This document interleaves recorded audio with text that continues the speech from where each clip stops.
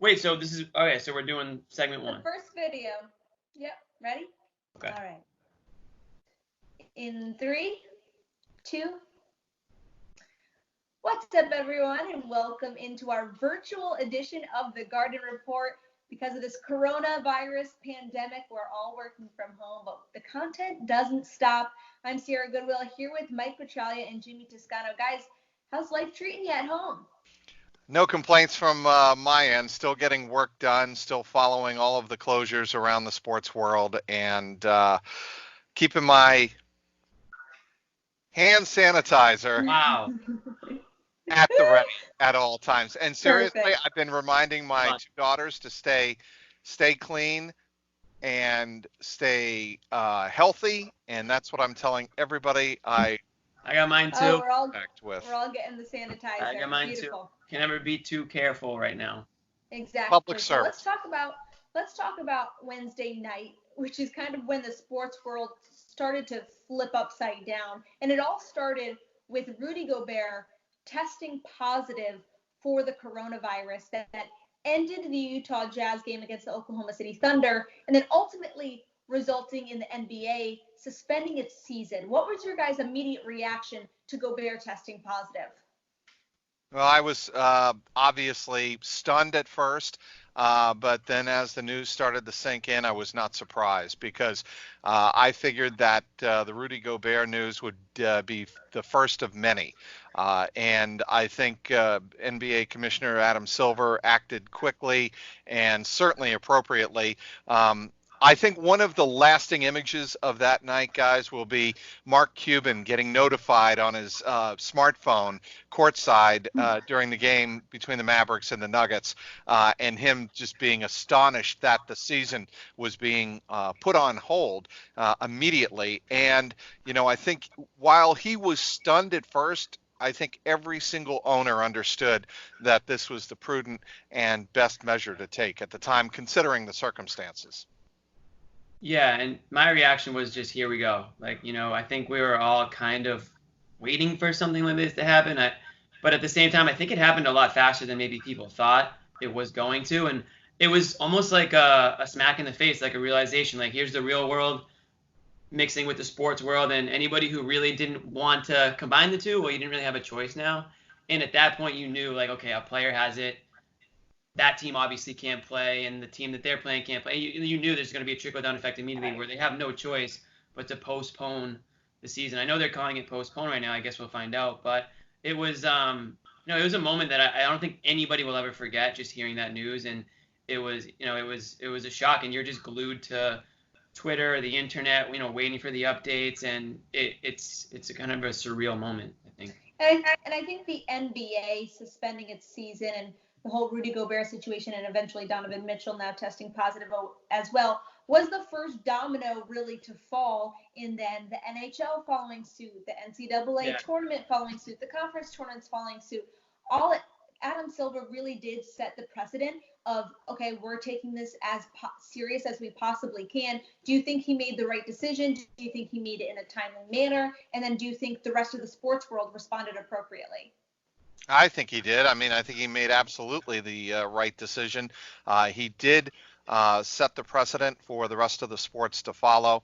I also thought that as I was watching the NBA news, I was watching a lot of college basketball because I'm as big a college basketball fan as I am an NBA fan. And to see how swiftly the conferences around the country, first of all, canceled their games and then canceled their tournaments, and then how that impacted college sports going forward. Again, it all goes back to the way the NBA acted swiftly, and I don't think there's any question he took the right course of action. I think what's interesting now is what do these leagues, starting with the NBA, will the NBA and Adam Silver set the precedent going forward for what to do when and if these sports return in, let's say, 4 to 6 weeks? Yeah, let's not forget the day before really was the start of it when the Ivy League canceled their tournament. And that's when I was like, whoa, because there weren't any confirmed cases of it. And as far as I know, or anyone really knows, I don't think there have been for any of those players. But I think there was, at that point, a lot of people were like, are you serious? You're canceling your tournament? Right. And like, there's not even a single case of it reported in any of the teams. But like it's crazy how quickly that changes because the next day everyone's saying, well, you have to cancel the tournament, you Right. have to cancel the season, and it makes sense. Like why be reactive when you can be proactive? There are plenty of examples in other countries of how quickly this thing can get out of hand, and I think the higher ups just they got together and they realized that this is kind of a layup, no pun intended. Like you have to do what's best for your players, your fans, your teammates, and just like all of humanity, essentially. Well, and Right. if I can cut in here, guys, one thing that I tweeted out last Friday night during that Utah Jazz game with the Celtics at TD Garden was, um, the thought that these games would be played in empty buildings, um, just for television. And I'm like, why bother at that point? And everybody came at me hard on Twitter, as they are wont to do, and say, you Trags, you don't understand the CBA. Obviously, it's unfortunate that we have to sit down and explain the CBA. And I'm like, look, if this is what we think it is, then this is much bigger than some stupid collective bargaining agreement. This Right. is public safety. And as it turned out, it, you know, turned out to be, obviously somewhat predictive of what was going to happen is that the NBA and other leagues canceled the games because there's no point in playing these games in empty buildings when the players themselves are at just as much risk as we see as the fans attending. Well, Trags, we kind Yeah, of have a unique perspective because the Utah Jazz were at TD Garden on Friday night, and all of the there's five or so teams that the Jazz have played recently in the past week that have now all been told to self quarantine because of Rudy Gobert and Donovan Mitchell being tested positive. Us as media members who cover the Celtics were at that game, and we were in the locker room after the game with the Celtics. We had a colleague in the Jazz locker room. So definitely, this doesn't affect just the NBA world, but obviously the media as well. Tregs, were you nervous when you found out about this news and that the Celtics needed to quarantine as well?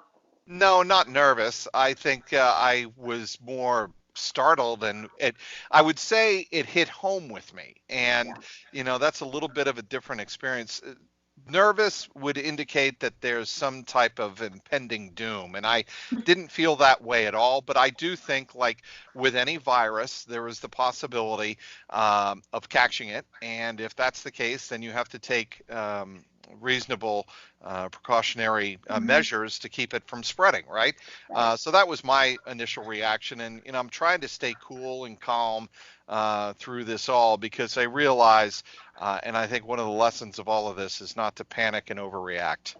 Absolutely. When I found out about Rudy Gobert, I immediately thought about, okay, when did the Celtics play the Jazz last? I noticed that it was just 4 days prior. So, like you, Trax, trying to stay calm, cool, and collected, but obviously you have that twinge of nervousness. So I called, but luckily there's great medical healthcare professionals that have been at the beck and call of anxious people like myself who call them to ask for their professional advice. And just to self quarantine and self distance yourself socially the best you can, because I have absolutely no symptoms. I'm not worried about me. But obviously, like you said, it's concerning to try to prevent those people who are more susceptible to this virus and it being more serious than my demographic. So trying not to unknowingly pass it along to anyone until we await the results of the Boston Celtics getting tested, which is supposed to happen this weekend.